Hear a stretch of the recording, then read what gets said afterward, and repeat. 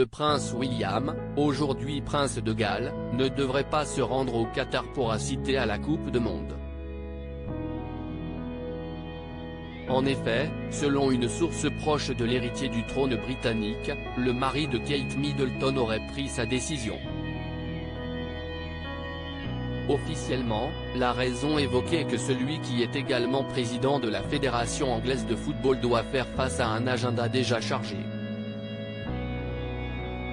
Il n'a pas pour projet de se rendre au Qatar où la compétition s'ouvre le 20 novembre 2022, a ainsi indiqué le proche de la famille royale britannique.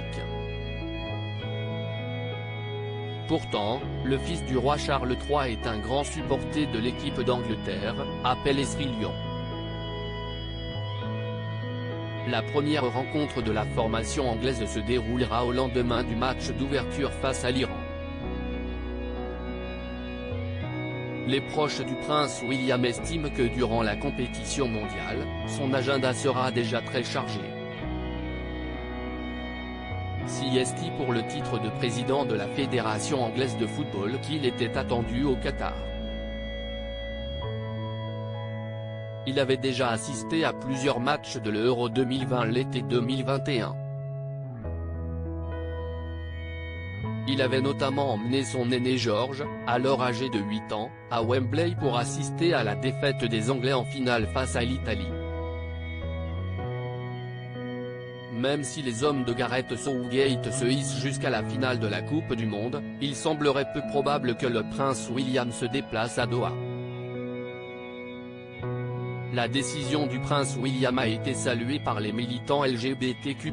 En revanche, s'il se décide tout de même à faire le déplacement, ce sera dans le cadre d'une simple délégation gouvernementale. La décision du fils aîné de Charles III a été félicitée par les militants LGBTQ+. Le capitaine anglais Harry Kane a annoncé qu'il porterait un brassard aux couleurs de l'arc-en-ciel avec le message One Love dans le cadre d'une campagne contre les discriminations. Les capitaines des équipes de France et d'Allemagne devraient faire de même. Une cause importante pour le père de George, Charlotte et Louis. En effet, il a été le premier membre de la famille royale britannique à faire la une du magazine Gay Attitude. Il y avait affirmé que personne ne devrait être harcelé à cause de sa sexualité. Des propos qui ne vont pas du tout dans le même sens des déclarations faites par le chef de la diplomatie britannique James Cleverly, mercredi 26 octobre 2022. Il a demandé aux supporters LGBTQ+ de faire preuve de flexibilité et de compromis et de respecter la loi au Qatar où l'homosexualité est illégale. À quelques semaines du début de la compétition, le pays organisateur de la Coupe du Monde est la cible de nombreuses critiques concernant la gestion des droits humains, du nombre de migrants morts lors de la construction des stades mais aussi de l'impact environnemental de l'événement.